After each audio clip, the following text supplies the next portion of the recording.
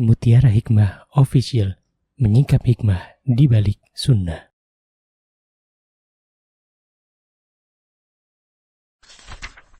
Salurkan donasi terbaik Anda untuk mendukung dakwah Mutiara Hikmah Official. Mari siapkan bekal akhirat kita. Jangan lewatkan kesempatan emas ini. Ayo kita berkontribusi dalam program pembangunan Masjid Mutiara Hikmah yang dibina langsung oleh Ustadz Hanan Yasir MA dan Ustazah Imro'atul Azizah. Raih pahala umroh setara haji dalam program Umroh Iktikaf Ramadan di tahun 2026. Perjalanan penuh makna, bimbingan penuh ilmu bersama Ustadz Hanan Yasir MA dan Ustazah Imro'atul Azizah. Tempat terbatas, daftarkan diri Anda sekarang juga. Jangan lewatkan sensasi umroh full faidah plus daurah fikih hijrah di bulan Syawal tahun 2026 bersama Ustadz Hanan Yasir MA dan Ustazah Imro'atul Azizah. Tempat terbatas, daftarkan diri Anda sekarang juga.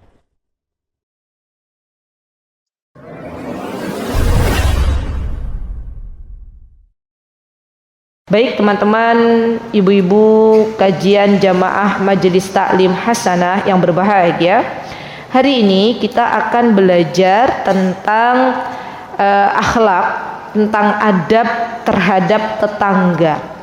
Dan saya yakin yang hadir di sini, baik yang kajian online maupun offline, semua punya tetangga. Boleh angkat tangan yang nggak punya tetangga? Ada nggak yang nggak punya tetangga? Nggak ada. Ada yang nggak punya tetangga? Oh, masya Allah. Semua punya tetangga ya. Berarti nggak ada yang hidup di hutan kan? Ya, nggak ada yang hidup di tengah laut.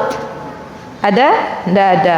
Berarti kalau kita semua punya tetangga, ilmu ini wajib untuk dipelajari. Kenapa? Karena kita akan belajar tentang bagaimana kewajiban kita terhadap tetangga kita dan apa yang dianjurkan oleh baginda Nabi kita Muhammad sallallahu alaihi wasallam. Baik, monggo silakan Ustazah Ummu Afgan, boleh dibantu untuk dibacakan. Hadis ke-70 An Ibnu Umar radhiyallahu anhu qala Rasulullah sallallahu alaihi wasallam ma zala Jibril yusini bil jari hatta dhanantu annahu sayuwarrifuhu mutafaqun alaih.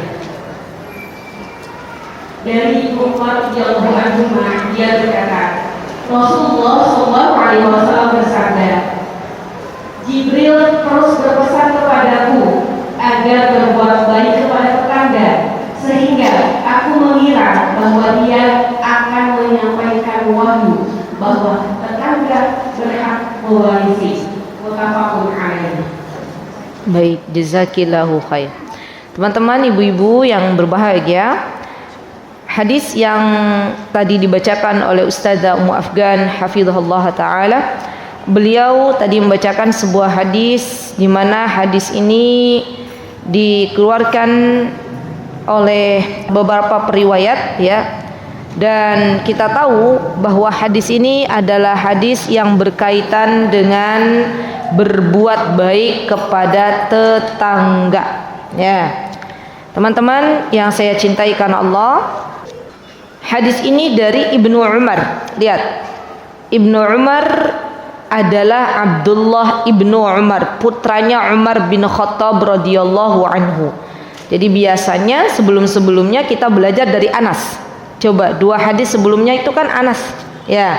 Nah di hadis ke-70 ini kita belajar hadis yang diriwayatkan oleh Ibnu Umar, di mana Abdullah ibnu Umar ini adalah sosok sahabat yang termasuk golongan dari sahabat junior.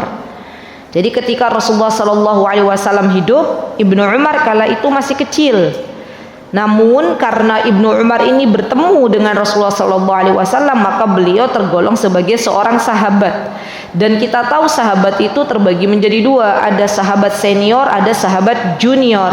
Sahabat senior contohnya siapa? Abu Bakar As-Siddiq radhiyallahu anhu, Umar bin Khattab radhiyallahu anhu. Itu adalah sahabat-sahabat senior. Sahabat junior misalnya siapa? Abdullah ibnu Umar, Abdullah ibnu Abbas, ya. Abdullah ibnu Zubair. Nah, itu semuanya adalah sahabat-sahabat junior. Dan Abdullah ibnu Umar ini termasuk, ya, subhanallah, terkenal beliau itu sangat cinta dengan Rasulullah SAW. Segala gerak-gerik Rasulullah SAW itu ditiru oleh Abdullah ibnu Umar. Saking apanya? Saking cintanya beliau kepada Rasulullah SAW. Rasulullah melakukan apa? Ditiru oleh Abdullah ibnu Umar. Rasulullah pergi kemana? Diikuti, dibuntuti oleh Abdullah ibnu Umar. Dan ini menunjukkan bagaimana para sahabat radhiyallahu anhum jami'an, mereka telah berhasil mendidik putra-putri mereka untuk menjadikan Allah dan Rasulnya lebih dicintai daripada segalanya. Masya Allah. Jadi di antara kesuksesan orang tua dalam mendidik anak-anak, manakala anak-anaknya Allah berikan taufik untuk mencintai Allah dan Rasulnya daripada mencintai orang tuanya sendiri. Ya, karena memang itulah yang diajarkan oleh baginda Rasulullah Sallallahu Alaihi Wasallam. Dan kemarin kita sudah belajar, ya, apa kata Rasulullah SAW? La yu'minu ahadukum hatta akuna ahabba ilaih, kata Rasulullah. Dan ini menunjukkan subhanallah bagaimana para sahabat mereka memotivasi anak-anak mereka untuk mencintai dan meneladani baginda Rasulullah Sallallahu Alaihi Wasallam.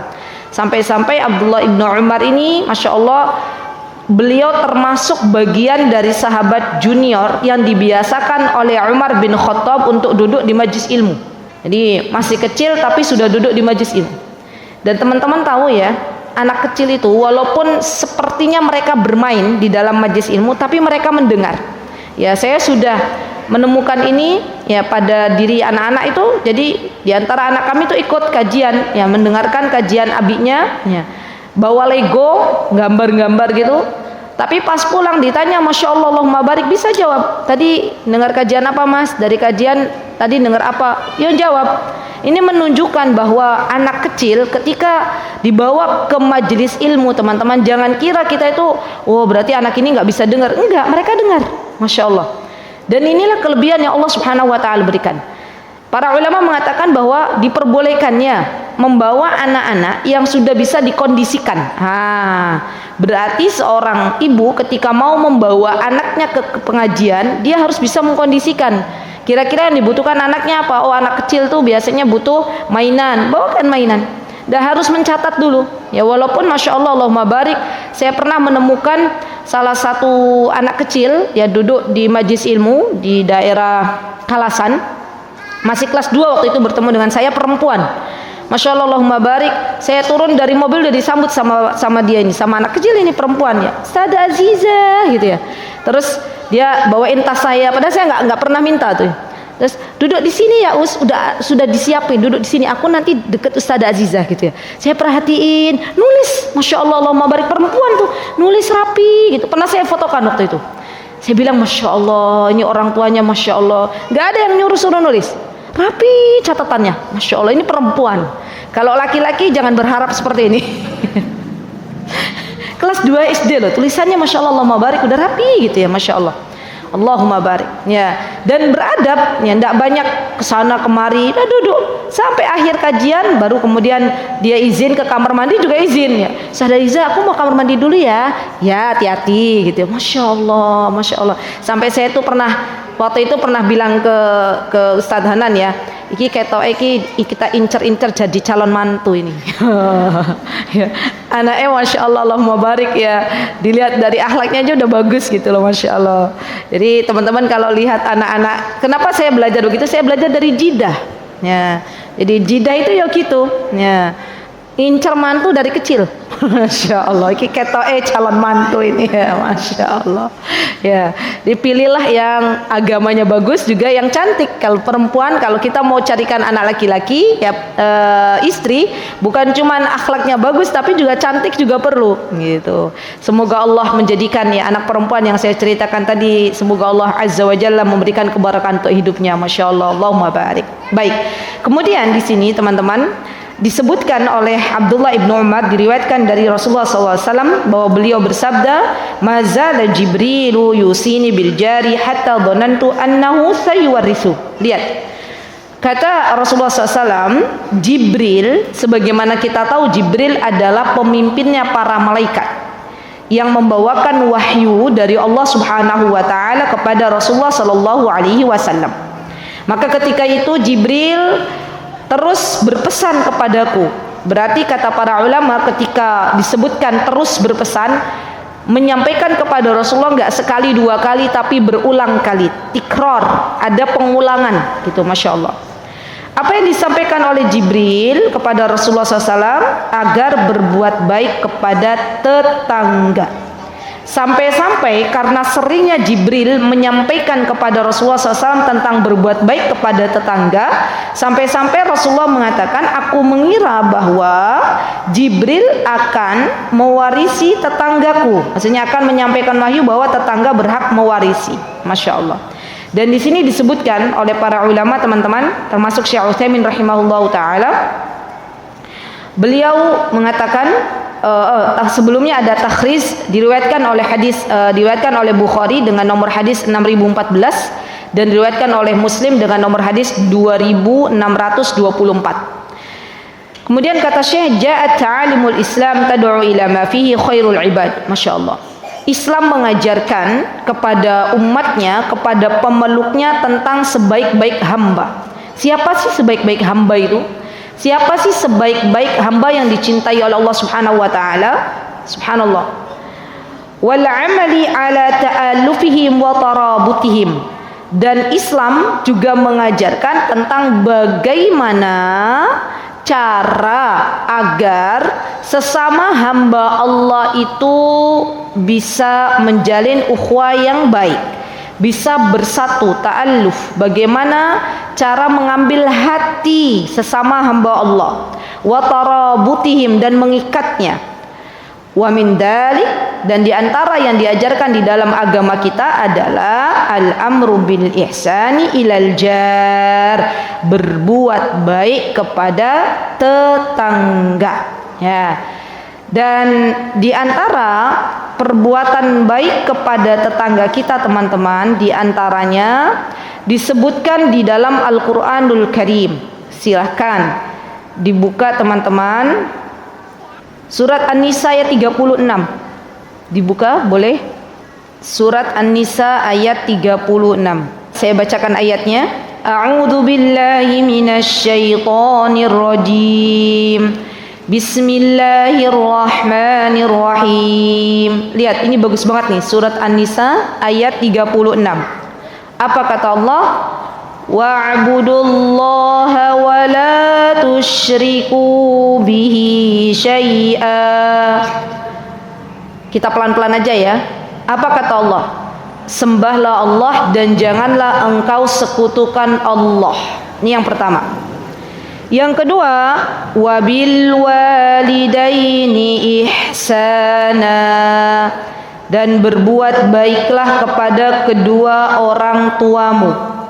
Kemudian Allah menyebutkan wabil walidaini ihsana wa bidzil qurba wal yatama wal masakin wal jari dzil qurba wal jari dzil qurba wal jaril junubi was sahibi bil jambi wabnis sabil.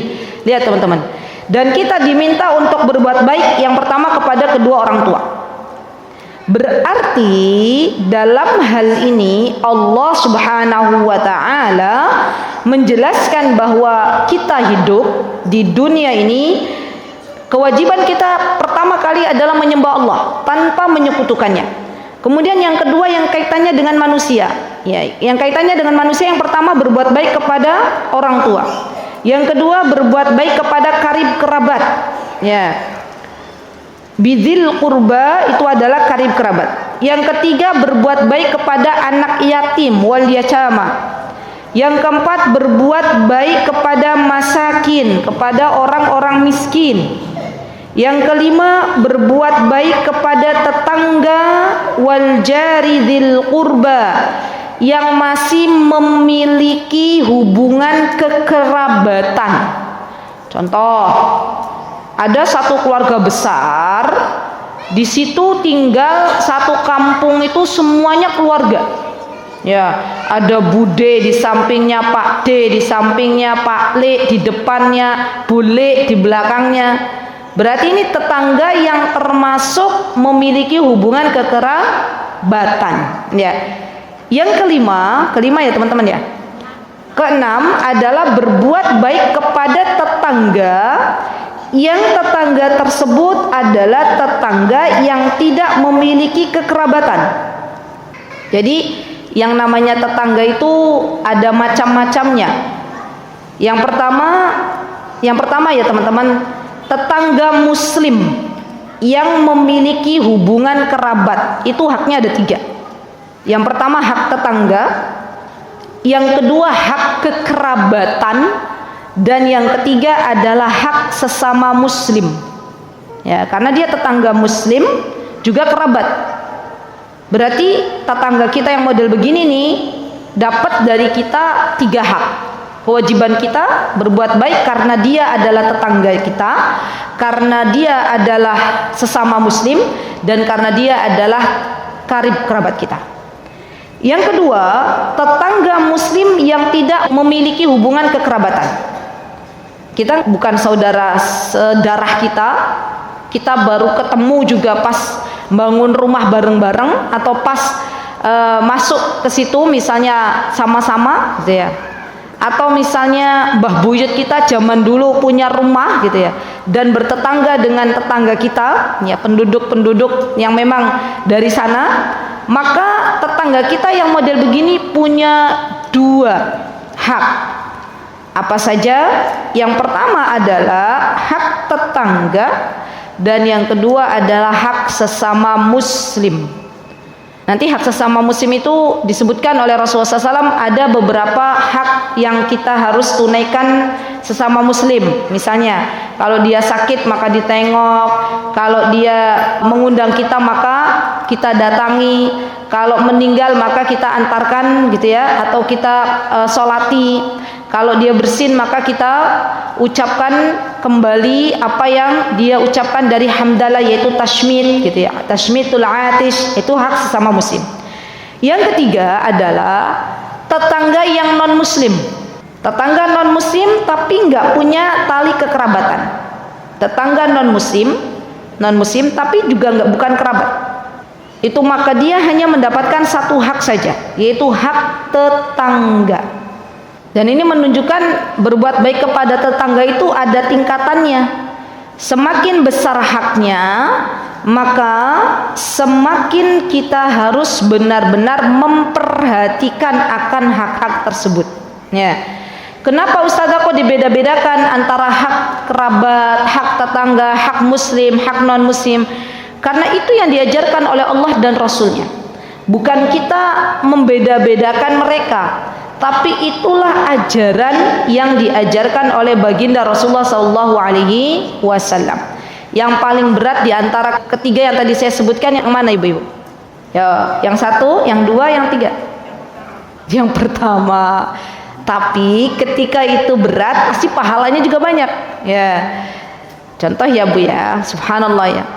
Ketika misalnya nih kita ini dekat sama karib kerabat kita, otomatis biasanya ya, walaupun tidak semuanya, Allah uji ya karib kerabat itu dengan sesuatu yang harusnya masalah itu kecil jadi besar gitu loh. Kenapa? Karena subhanallah itulah ujian yang Allah berikan. Tapi ingat, ketika Allah subhanahu wa ta'ala memberikan ujian dan kita bersabar menghadapinya, maka pahalanya juga lebih besar. Ya, kalau ada orang mengatakan, apa bu, deket itu intinya kalau deket itu banyak gesekan, kalau jauh sama karib kerabat itu bau wangi gitu ya. Ya, dan apa sikap kita ketika kita memang harus bertetangga dengan karib kerabat kita? Ya sudah, kita terima, alhamdulillah. Berarti Allah sediakan pahala yang banyak untuk kita. Dari mana pahala yang banyaknya? Dari sabar. Nah, dari apa ibu-ibu? Sabar. Ya, sabar itu Masya Allah, sesuatu yang mudah kadang kita ucapkan tapi berat untuk dipraktekkan. Baik. Nah, sekarang kita belajar yuk. Yang pertama, tetangga itu definisinya apa sih? Nah, para ulama berbeda pendapat, teman-teman. Ada yang mengatakan tetangga itu ya batasannya, bukan definisinya, batasannya adalah yang terdekat dengan pintu kita, itu tetangga kita. Kita pintunya mana? Pintu kita ada 2, depan belakang, berarti tetangganya ada 2. Atau ada yang mengatakan tetangga itu batasannya 40. 10 depan, 10 belakang, 10 kanan, 10 kiri. Dan pendapat yang ketiga, ternyata ini pendapat yang dirojihkan oleh Syekh Albani rahimahullahu ta'ala. Apa kata Syekh Albani? Bahwa batasan tetangga itu dikembalikan kepada urufnya masing-masing, kepada kebiasaan penduduk setempat. Ini yang dikuatkan oleh Syekh Albani rahimahullahu ta'ala. Jadi kata beliau bahwa tetangga itu batasannya adalah dikembalikan ke adat istiadat setempat. Nah, kalau di Indonesia tetangga itu batasannya seperti apa ibu-ibu? 40 kah atau kurang dari itu? Berapa? 1 RT. Nah, itu tetangga semua ya? 1 RT itu ya? 1 RT bener nih. Berarti kalau kita bikin sayur, sayur kita dibanyakin kuahnya 1 RT harus dibagi. Kalau kita bikin batasan 1 RT, tetangga menurut kita batasannya bagaimana, Bu?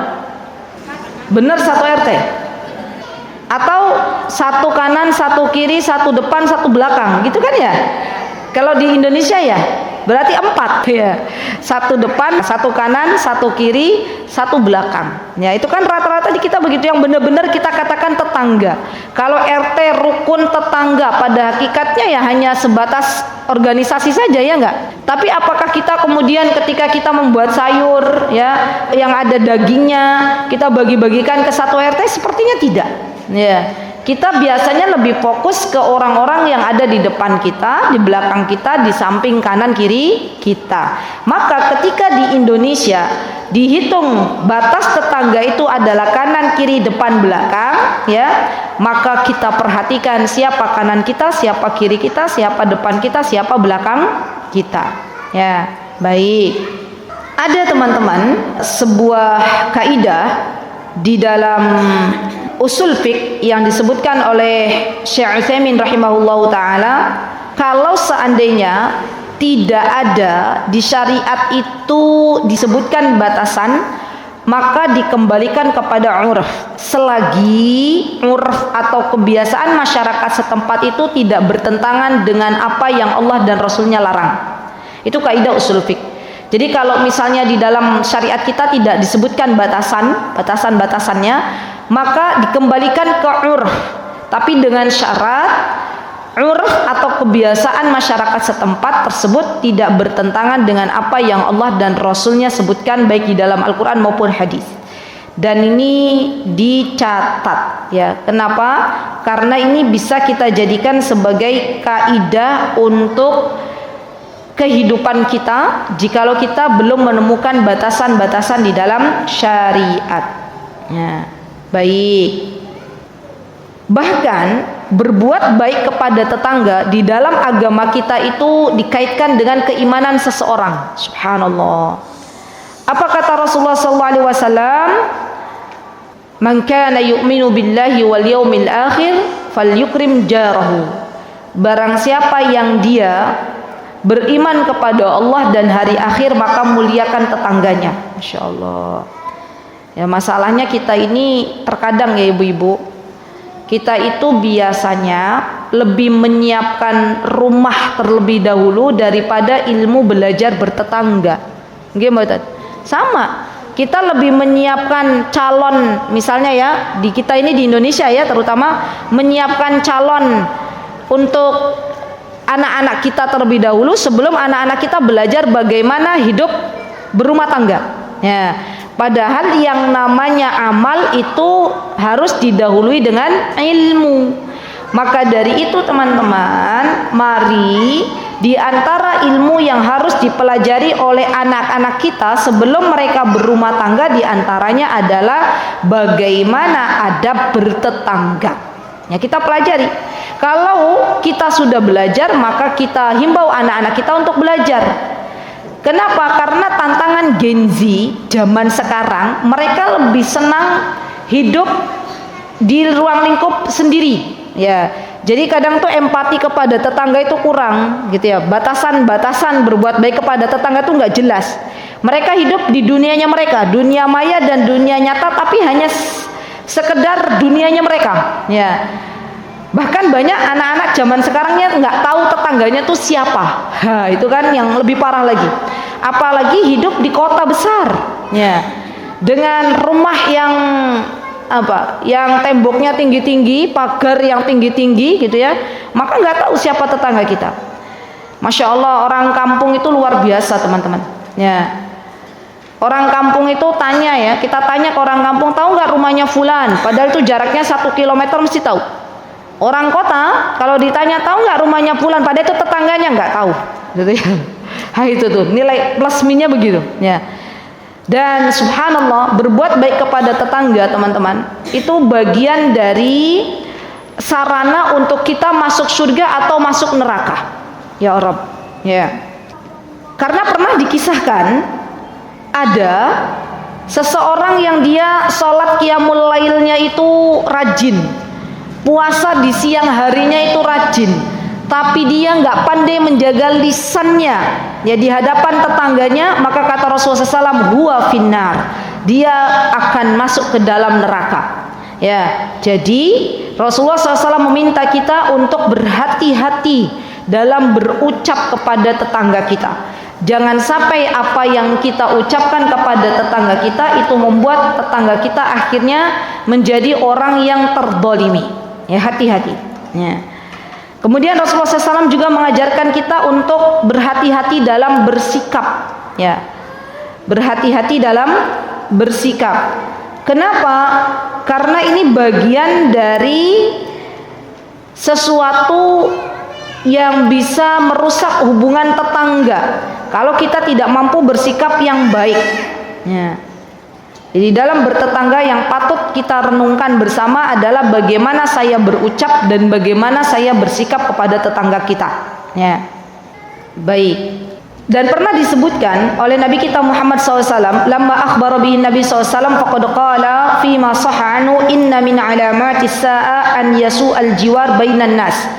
Katanya Rasulullah, di antara tanda dekatnya hari kiamat adalah banyaknya permusuhan di antara tetangga, adanya su'ul jar, itu adanya akhlak-akhlak yang tidak baik dari tetangga kita atau dari kita kepada tetangga kita.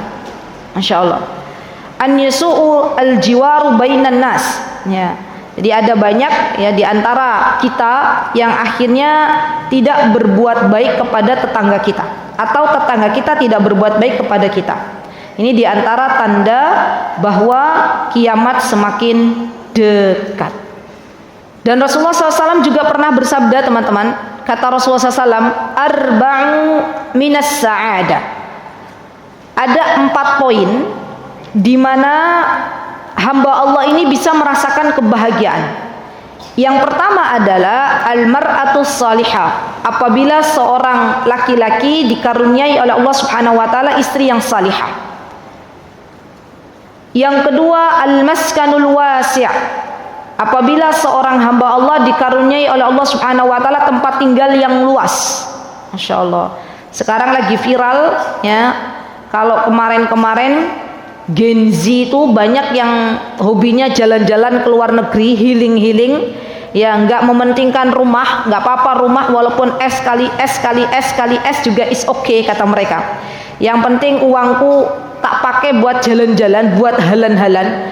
Sekarang lagi viral tuh Bu, anak-anak Gen Z itu lagi pengen cari tanah yang luas, ya, dijadikan untuk apa? Di tempat tinggalnya nanam tanaman organik. Ya, sekarang lagi banyak tuh, ya, nanam tanaman di lahan tempat tinggalnya, kemudian berternak gitu kan, swasembada pangan, alhamdulillah. Dan ini menunjukkan ke arah yang lebih baik ya. Dan ternyata tempat tinggal yang luas itu bagian dari kebahagiaan seseorang, kata Rasulullah SAW. Yang ketiga adalah al-jarus salih. Lihat, kata Rasulullah, kebahagiaan seseorang itu jikalau Allah mengaruniakan untuknya tetangga yang baik, tetangga yang salih, tetangga yang salihah. Masya Allah. Dan saya merasakan betul ya tetangga yang baik itu ketika kami tinggal di Yaman zaman dahulu kala. Masya Allah, itu benar-benar kami rasakan sekali bagaimana orang-orang Yaman itu berbuat baik kepada tetangganya. Walaupun tetangganya bukan orang Yaman, tapi mereka benar-benar memperhatikan kita sebagai para penuntut ilmu. Bagaimana tidak ibu-ibu ya, ketika di waktu sahur, yang saya masih ingat betul, di waktu sahur kami ya, rata-rata di Yaman itu kalau sahur mereka masak itu bukan untuk keluarganya saja, tapi mereka memikirkan tetangga-tetangganya. Jadi ketika waktu sahur tuh seringkali pintu kami itu diketuk oleh tetangga kami ya, diketuk ya, dihantarkan makanan sahur yang masih panas ya. Budaya kita di Indonesia ada nggak orang sahur nganterin makanan ke tetangganya? Kayaknya nggak ada ya. Walaupun ada tapi jarang ya. Rata-rata biasanya nganterin takjil gitu kan ya, nganterin makanan untuk berbuka ya. Di Yaman berbuka ya kita saling memberi, sahur ya saling memberi. Masya Allah, Masya Allah. Itu yang saya rasakan betul gitu ya, Masya Allah. Dan kami masih merasakan kalau ada di antara tetangga kami yang masak marok ya, tadi sekali lagi ya, ini bagian dari anjuran Rasulullah SAW. Marok itu daging yang ada kuahnya, baik itu daging kambing, daging ayam, daging unta, daging apa aja sebenarnya ya, dan yang berkuah, maka kami tuh masih merasakan kami mendapatkan jatah ya satu mangkuk itu ya. Dan itu Masya Allah saya melihat betul anak tetangga kami tuh bawa nampan, bawa mangkuk itu diider-ider ke tetangga-tetangga. Masya Allah. Dan tidak ada di antara kami yang mengatakan, loh kok dagingnya sedikit kok airnya banyak, ya enggak ada. Alhamdulillah. Nanti kami kembalikan, kita masak ya sayur asem misalnya. Terus kita bilang ke tetangga kita, ngicipin sayur asem ala-ala Indonesia. Mereka senang, oh ini makanan Indonesia ya? Iya gitu, Masya Allah. Jadi begitulah ya cara bersosial kami dengan tetangga-tetangga kami waktu kami di Yaman. Kita masih bisa merasakan, Masya Allah teman-teman. Dikala saya nggak punya lemari pendingin waktu itu, karena baru pertama datang, kami diminta oleh tetangga kami untuk menaruh semua yang harusnya ditaruh di kulkas ke rumah tetangga kami, semuanya. Ya, mau nitip apa aja boleh, gitu ya, Masya Allah. Dan itu yang benar-benar dirasakan oleh kami. Maka dari itu yuk kebudayaan berbuat baik kepada tetangga kita hantarkan ke Indonesia ini, ke negeri kita yang tercinta, karena tetangga itu adalah bagian dari apa yang menjadi nikmat dari Allah Subhanahu wa taala. Dengan kita memiliki tetangga, maka disitulah nilai pahala bisa kita dapatkan. Mau tetangganya baik, mau tetangganya tidak, kalau kita bersabar atas kelakuan tetangga kita, maka mudah-mudahan Allah berikan pahala untuk kita semuanya. Yang keempat, yang menjadikan hamba Allah bahagia diantaranya adalah al-markabul hani. Al-markabul hani itu adalah kendaraan yang nyaman. Jadi kendaraan yang nyaman ini juga termasuk bagian dari nikmat Allah yang patut disyukuri. Ya kalau kendaraannya nggak nyaman, ya dikit-dikit mogok, dikit-dikit mogok, gitu ya. Atau dikit-dikit masuk bengkel, ya kira-kira orang bahagia apa mboten? Enggak. Tapi kalau kendaraannya nyaman, Bu Vicky kira-kira bahagia apa mboten? Bahagia, seneng ya. Maka itulah tanda-tanda Allah berikan nikmat kepada seorang hamba manakala Allah memberikan 4 poin ini. Apa tadi teman-teman? Tetangga yang baik, tempat tinggal yang luas, kendaraan yang nyaman, dan pasangan hidup yang salih atau salihah. Masya Allah. Jadi kalau Allah sudah memberikan ini kepada kita, banyak-banyaklah bersyukur kepada Allah Subhanahu wa ta'ala. Kebalikannya, wa arba'u minas saqawah, dan 4 yang membuat orang sengsara. Yang 4 tadi bahagia, yang ini sengsara. Yang pertama apa? Ketika Allah Subhanahu wa taala memberikan kepadanya pasangan hidup yang enggak solih dan enggak solihah. Yang enggak solih, enggak solihah, ya, pasangannya enggak mau sholat ke masjid, pasangannya meninggalkan sholat 5 waktu, pasangannya mabuk-mabukan, waliyadzubillah, enggak mau pakai jilbab. Nah, ini sengsara nih. Ya. Yang kedua adalah al-jarusu, tetangga yang buruk akhlaknya, yang jelek akhlaknya. Hobinya apa misalnya? Hobinya misalnya nyetel suara keras-keras, ya. Pakai sound yang gede-gede itu, sampai akhirnya tetangganya apa? Nutup telinga, ya. Nggak bisa ngapa-ngapain karena mendengar suara yang sangat keras dari rumah tetangga sebelahnya. Atau misalnya nih teman-teman, di antara keburukan tetangga misalnya nih, kadang kita nggak sadar ya, kita melihara ayam kita biarkan ya ke rumah tetangga kita dan mengotori halaman rumah tetangga kita. Nah, ini juga sesuatu yang itu subhanallah tidak baik. Atau kita memelihara peliharaan, baunya, aromanya tercium ke rumah tetangga. Ya, itu juga nggak bagus. Ya, jadi hati-hati. Hal-hal yang seperti ini teman-teman, kalau kita terus ya lakukan dan kita nggak ngeh bahwa itu tuh mendolimi tetangga, khawatir nanti tetangga kita menuntut kita di akhirat kepada Allah Subhanahu wa taala. Ya, ini hati-hati. Subhanallah.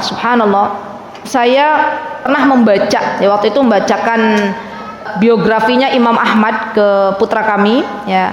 Di situ tuh bagaimana Imam Ahmad itu mempraktekkan berbuat baik kepada tetangga. Jadi ceritanya rumahnya Imam Ahmad itu ada paralon yang kalau air turun ya dari rumah beliau itu talangnya ke rumah tetangganya. Maka kemudian ketika tukangnya membuat rumah Imam Ahmad seperti itu, Imam Ahmad panggil lagi tukangnya. Tolong paralonnya ya jangan ke rumah tetangga gitu loh, jangan ke halaman tetangga. Tolong paralonnya diarahkan ke halaman rumah saya gitu ya. Karena khawatir nanti air yang turun dari atas ke bawah itu membuat akhirnya tetangganya terganggu. Dan termasuk Masya Allah itu kan bagian dari Masya Allah Imam Ahmad sangat-sangat beliau peduli kepada tetangga beliau. Dan termasuk bagian dari mendolimi tetangga teman-teman. Hati-hati kalau kita punya pohon yang besar dan pohon itu ternyata akhirnya menjulang ke rumah tetangga kita gitu ya. Apalagi pohon tersebut misalnya pohon-pohon yang berbuah ya. Nah itu tuh nggak boleh seperti itu ya, karena akan mengotori halaman rumah tetangga kita ya, daun-daunnya yang rontok, apalagi waliyadzubillah tetangganya ya dia panen buah tapi nggak pernah ngasih tetangganya. Nah itu kan lebih parah lagi ya. Dan ini sesuatu yang masih banyak terjadi di masyarakat kita. Jadi hati-hati. Kalau tanahnya sempit, yo hati-hati. Jangan sampai kita mengambil tanah tetangga kita. Bahkan ya teman-teman, kita bikin rumah. Kalau rumah kita itu tanahnya sempit, maka perhatikan ya, jangan sampai rumah kita itu akhirnya jendelanya terbuka, tapi nyorong ke tanah tetangga kita. Itu juga nggak boleh. Tahu nggak maksud saya? Misalnya teman-teman bikin rumah nih, sudah tanahnya sempit, bikin rumah, kalau buka jendela, itu jendela yang kita buka tuh udah bukan lagi di tanah kita, tapi di rumah, di tanah tetangga kita. Nah, itu juga nggak boleh. Maka kalau memang kita mau bikin jendelanya mati sekalian, nggak usah dibuka, karena nanti khawatir tetangga kita bikin rumah dan itu akan mengganggu tetangga kita. Jadi hati-hati. Baik. Kemudian di sini disebutkan wa minal ihsani ilal jar ya. Dan berbuat kebaikan kepada tetangga itu diantaranya ya real yang bisa kita praktekkan di dalam kehidupan kita sehari-hari adalah yang pertama teman-teman, wa minal ihsani ilal jar adamu tatabbu auratihi. Kita dilarang untuk mencari-cari kesalahannya ya, tatabbu auratihi itu kita dilarang untuk melihat misalnya sesuatu yang seharusnya tidak kita lihat. Misalnya gimana ustazah, contohnya kita membangun rumah 2 lantai ya, Rumah kita yang lantai 2 kita gunakan untuk tempat tinggal kita. Lantai pertama kita gunakan untuk usaha misalnya. Nah, dari lantai 2 kita, ya rumah kita itu kita bisa melihat rumah dalam tetangga kita. Nah, itu nggak boleh. Hati-hati. Ya. Kenapa? Karena itu termasuk tatabbu' aurat. Ya. Dan kita diantara berbuat buruk kepada tetangga kita, yaitu diantaranya adalah kita menyebarkan kesalahan-kesalahannya. Nah, isyharu akhta'ihi. Jadi kita bilang pas lagi arisan RT RW, wah tuh tetanggaku itu memang begitu orangnya, gitu ya. Disebutkan semua kesalahan-kesalahannya. Itu juga sesuatu yang keliru. Kemudian saya mengatakan balil wajib bainal jiran alladhi yadullu ala sidqil jiwar huwa at-tanasuh wat tanasih. Maka wajib bagi kita ketika kita memiliki ya jar atau tetangga yang jelek, itu kita wajib untuk saling menasehati. Sawa'un min su'i mu'amalatihi aw min khalqi zaujatihi aw iz'az auladihi falyukallimuhu bikulli rifqin. Subhanallah. Kalau kita melihat, kata Syekh, tetangga kita itu dalam bermuamalah, muamalahnya jelek, atau kita diganggu oleh anak-anaknya, maka hendaklah ketika kita merasa terganggu, kita bicara pelan-pelan, rifq, dengan penuh kelembutan. Masya Allah. Kemudian Syekh mengatakan wa minal ihsani ilal jar tarkul hasad. Ini penting nih. Jadi berbuat baik kepada tetangga itu, teman-teman, ya, harus kita perhatikan dari sikap kita, dari tutur kata kita, dan dari hati kita.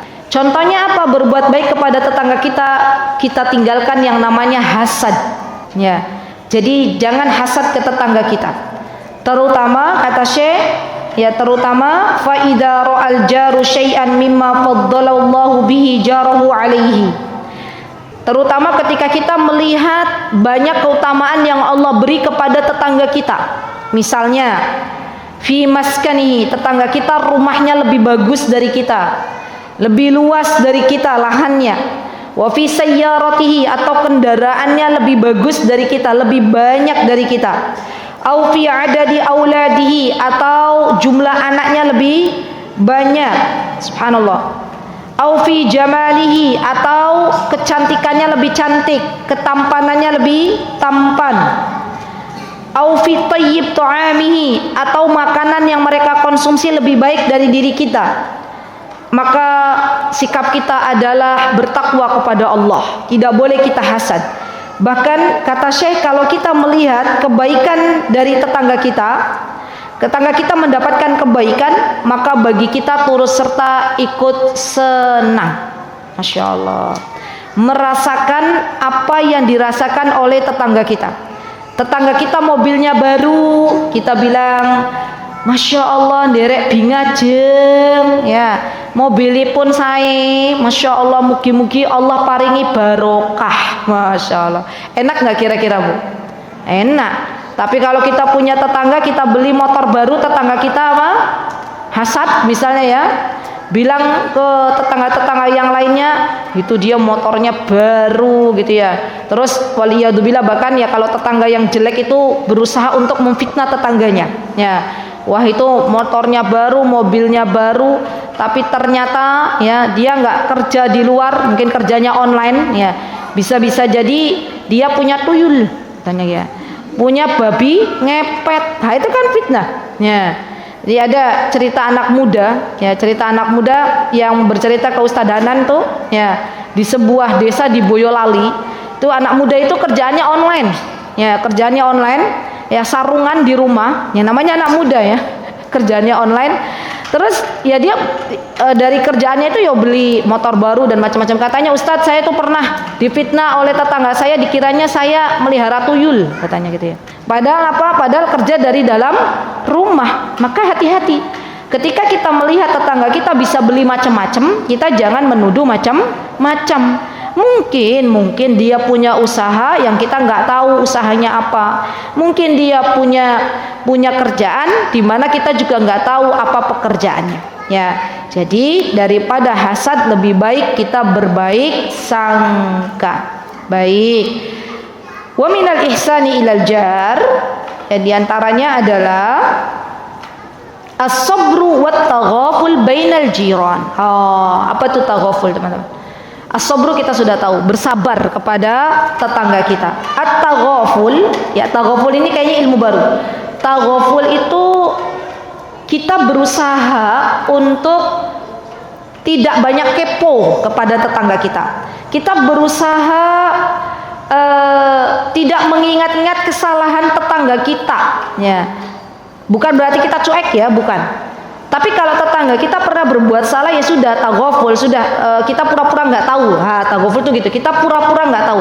Oh, tetangga kita itu begini begitu, ya sudah deh, saya pura-pura nggak tahu dia melakukan ini dan itu. Ya ditutupi tapi juga didoakan. Ya. Kemudian di sini kata Syekh, faqad yubtalil jar bima la ya'rifu haqqul jiwar. Subhanallah. Dan terkadang ujian Allah berikan kepada kita itu dengan diberikan tetangga yang jelek akhlaknya. Subhanallah. Dan ini bagian dari ujian. Ya, saya punya syekhoh, ya. Syekhoh kami itu pernah berjumpa, Masya Allah, Allahumma barik, dengan kami di Masjidil Haram. Beliau meminta kepada kami untuk didoakan ya kebaikan bagi tetangganya. Masya Allah, saya bilang Allah itu zat yang maha baik, ya. Selalu saja ada ujian. Ya, kita itu semua diuji, Ibu-ibu. Ada yang diuji dengan anaknya, ada yang diuji dengan finansialnya, ada yang diuji dengan kakaknya, ada yang diuji dengan adiknya, ada yang diuji dengan tetangganya. Maka ujian ini harus benar-benar ya kita legowo, piye meneh gitu ya. Gimana lagi? Ya. Dan yakinlah bahwa semua apa yang Allah berikan kepada kita itu semuanya baik. Semuanya baik. Ya. Baik, kemudian wa minal ihsani ilal jar. Ya, Masya Allah. Ta'allatuf itu berlemah lembut kepada tetangga kita. Berlemah lembut kepada tetangga kita artinya bersikaplah dengan penuh kelembutan, gitu ya. Tidak dengan syiddah, tidak dengan kekerasan. Insyaallah. Dan ada doa teman-teman yang diajarkan oleh Nabi kita Muhammad SAW berkaitan dengan jar yang jelek, dengan tetangga yang jelek. Apa kata Rasulullah SAW? Allahumma inni a'udzubika min jarisu. Ya Allah, aku berlindung kepadamu dari tetangga yang jelek. Allahumma inni a'udzubika min jarisu. Jarisu itu apa tadi? Jarisu itu tetangga yang jelek, yang hobinya gangguin kita, yang hobinya ngusilin kita, yang hobinya lisannya itu ngomong macam-macam ke kita. Nah, itu tuh kita minta perlindungan itu kepada Allah. Dan para ulama zaman dahulu kala mereka senantiasa membiasakan ketika mereka akan tinggal di sebuah tempat, mereka tidak melihat letak strategis sebuah tempat, tapi mereka melihat siapa tetangganya. Jadi yang pertama kali dilihat ketika akan menempati sebuah tempat tinggal, lihatlah siapa bakal calon tetangganya. Masya Allah, ini kaidah berlaku untuk kita sampai hari kiamat nanti. Ya, kalau sekarang misalnya ya kita sudah punya tetangga, maka kita syukuri, alhamdulillah. Anak-anak kita besok kalau tanya ke kita, misalnya mau tinggal di sebuah tempat, maka diantara nasihat orang tua kepada anak-anaknya adalah, nak, kalau kamu mau bangun rumah, kalau kamu mau mencari tempat tinggal, maka lihat dulu tetangganya siapa. Ya, bukan lihat dulu seberapa besar tanah tersebut. Ya, bukan lihat dulu seberapa strategis tanah tersebut, bukan. Tapi seberapa baik tetangga-tetanggamu. Kenapa? Karena yaitu kalau sudah bertetangga dengan tetangga yang jelek, maka kedepannya waliyadzubillah banyak sekali konflik-konflik gitu ya. Dan dibolehkannya kata para ulama kita pindah ya untuk mengurangi mafsadah yang ada. Ketika mafsadah itu kerusakan yang ada, ketika kita mendapati kita sudah bersabar dengan tetangga kita, tapi tetangga kita masih jahil terus, maka kata para ulama, sebagian ulama mengatakan boleh kita pindah. Ada yang mengatakan nggak apa-apa di situ tapi bersabar, gitu ya. Dan dibolehkannya juga berpindah. Ya, kenapa? Karena bumi Allah itu luas, wa ardullahi wasi'ah. Ya, jadi boleh kita pindah untuk menghindari banyak kerusakan yang ada di depan. Ya. Dan ini bagian dari nasihat para ulama. Silahkan boleh kita praktekkan di dalam kehidupan kita sehari-hari. Berarti kaidahnya tadi apa teman-teman? Kaidahnya kalau kita mau bangun rumah, kalau kita mau beli rumah, kalau kita mau beli tanah untuk kita tempati, untuk kita tinggali, lihatlah siapa tetangganya. Ya, Masya Allah, Allahumma barik. Ya, begitu yang bisa saya sampaikan, teman-teman. Insya Allah sebenarnya ini masih ada beberapa faidah, tapi insya Allah cukup ya, karena sudah banyak sekali faidah-faidah di hari ini. Semoga Allah Subhanahu wa Ta'ala memberikan kepada kita semuanya akhlak-akhlak yang baik. Semoga Allah Subhanahu wa Ta'ala melembutkan hati kita dan melembutkan hati tetangga-tetangga kita. Semoga Allah Subhanahu wa Ta'ala memasukkan kita dan tetangga-tetangga kita ke dalam surganya Allah.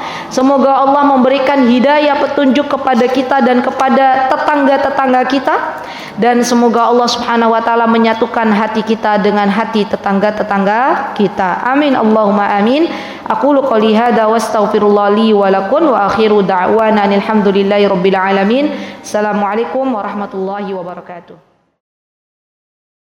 Mutiara Hikmah Official, menyingkap hikmah di balik sunnah.